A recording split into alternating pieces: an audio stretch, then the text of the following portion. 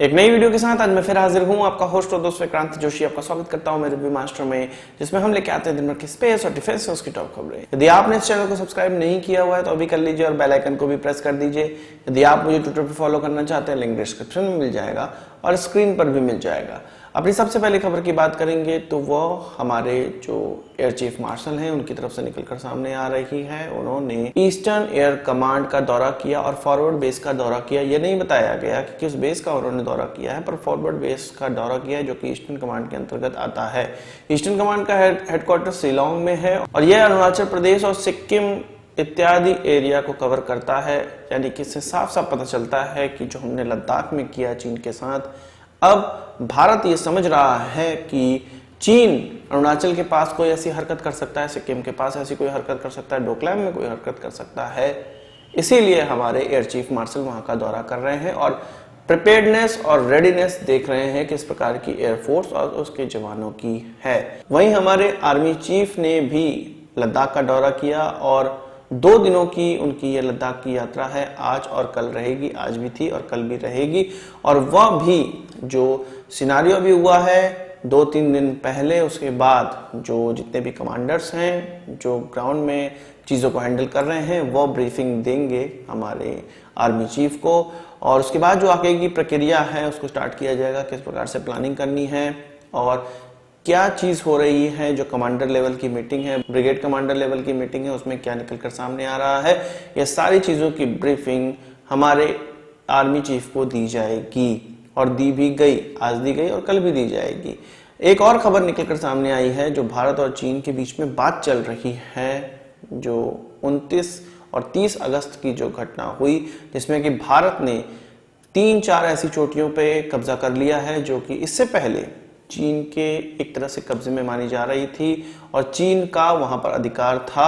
अब भारत ने इन चोटियों पे जो कब्जा कर लिया है, उसके बाद से जो ब्रिगेड कमांडर लेवल की बात स्टार्ट हुई है वो आज भी बिना किसी नतीजे खत्म हो गई।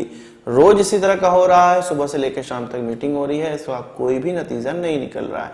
आज भी चुसूल में यह मीटिंग हुई थी, कभी मोल्डो में होती है, कभी चुसूल में होती है। चुसूल भारत का इलाका है और मोल्डो चीन का इलाका है, एलएसी के दोनों तरफ। तो 11 बजे ये मीटिंग स्टार्ट हुई, 3 बजे मीटिंग खत्म हुई, कोई भी इसका निर्णय नहीं हुआ। जाहिर सी बात है कि हमारे आर्मी चीफ वहां का दौरा कर रहे हैं तो सारी ब्रीफिंग आर्मी चीफ को भी दी जाएगी आज। वही बात करते हैं पिनाका रॉकेट की। जो मोबिलिटी व्हीकल्स हैं जो कि बीईएमएल के द्वारा बनाई जाती है, उसका कॉन्ट्रैक्ट और 330 इस प्रकार के मोबिलिटी व्हीकल का कॉन्ट्रैक्ट बीईएमएल को दिया गया और ये कहा जा रहा है कि 842 करोड़ रुपए का यह पूरा प्रोजेक्ट है। एक्चुअल में पिनाका जो लॉन्चर है और रॉकेट्स हैं वो दूसरी कंपनियां बनाते हैं, पर इसका जो व्हीकल है, इसको मोबिलाइज करने के लिए जो व्हीकल है, एक स्थान से दूसरे स्थान तक ले जाने का जो व्हीकल है वो बीईएमएल के द्वारा बनाया जाता है।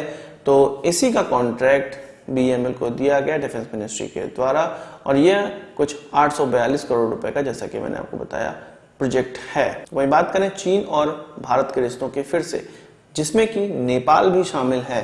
आपको पता है कि जो नेपाल की गवर्नमेंट है कम्युनिस्ट गवर्नमेंट है और चीन के प्रभुत्व वाली गवर्नमेंट है और चीन के एम्बेसडर का वहां पर बहुत दबदबा चलता है और चीन का भी वहां पर दबदबा चलता है।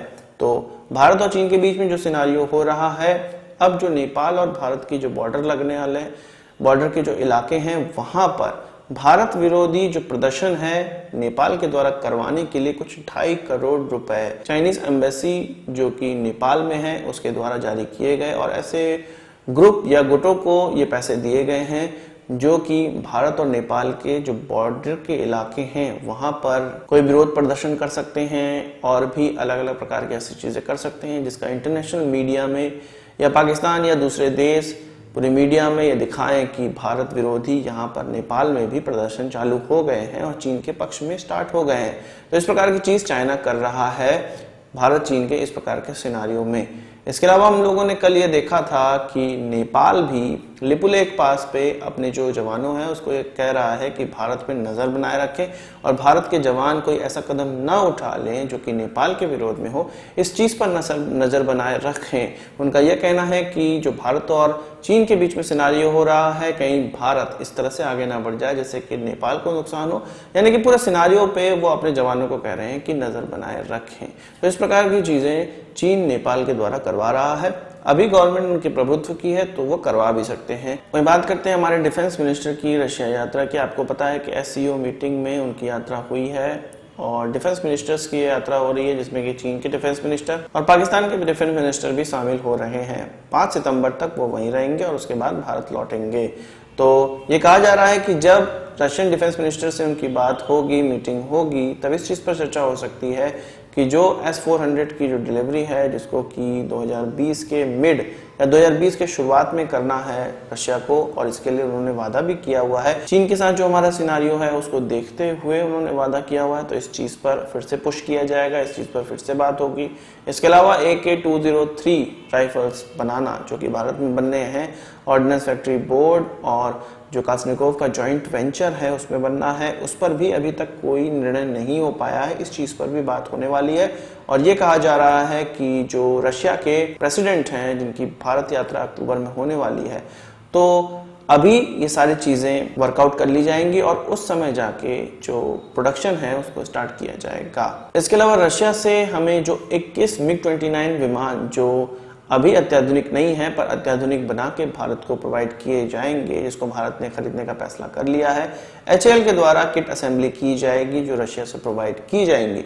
उसमें भारत ये डिमांड कर रहा है, एयरफोर्स ये डिमांड कर रही है कि ऐसा रडार लगाए जाएं, वही ऐसा रडार जो कि MiG-35 में इस्तेमाल किए जाते हैं, वही ऐसा रडार MiG-29 में दिए जाएं भारत को, ताकि भारत की जो ये फ्लीट है वो अत्याधुनिक फ्लीट बन जाए। इसके अलावा इन्हीं रडारों का इस्तेमाल Su-30 में भी करने की बात चल रही है, यदि रशिया परमिट करती है तो। वही बात करते हैं हमारे CDS जनरल बिपिन रावत के उस बयान की, जिसमें कि उन्होंने ये साफ साफ बताया कि नॉर्दर्न एरिया में यदि और ज्यादा हस्तक्षेप या और ज्यादा गर्मी होती है तो पाकिस्तान के द्वारा भी कोई ना कोई हरकत की जाएगी और इसके लिए भारत तैयार है। यानी कि चीन के द्वारा अभी कोई और ज्यादा हरकतें की जाती हैं और गर्माहट बढ़ाई जाती है तो पाकिस्तान के द्वारा भी उनका साथ दिया जाएगा, यह इंडियन आर्मी का आकलन है। इसके अलावा उन्होंने ये कहा कि इस प्रकार की चीज यदि पाकिस्तान करता है तो भारत उसके लिए बिल्कुल तैयार है और पाकिस्तान को इस प्रकार की हरकत का जवाब मिलेगा और वो बहुत ज्यादा सफर कर सकता है, उसकी सफरिंग बहुत बढ़ सकती है और उसको हैवी लॉस हो सकता है। तो जो चीन पर हमें गुस्सा आया हुआ है वो यदि पाकिस्तान हस्तक्षेप करता है तो उसी पर निकल जाएगा और POK भारत का हिस्सा बन सकता है, ये हमारा आकलन है। तो आज की इस वीडियो के लिए बस इतना ही। आशा करता हूँ कि वीडियो पसंद आया होगा, आप इसको एक बड़ा थम्स अप जरूर देंगे। इस वीडियो से संबंधित कोई सवाल सुझाव हो कमेंट बॉक्स में जरूर लाइएगा और यदि आपने हमारा चैनल तो सब्सक्राइब नहीं किया उसे भी कर लीजिए, क्योंकि हम इस प्रकार की वीडियो लाते रहते हैं। नमस्कार, थैंक यू, जय हिंद।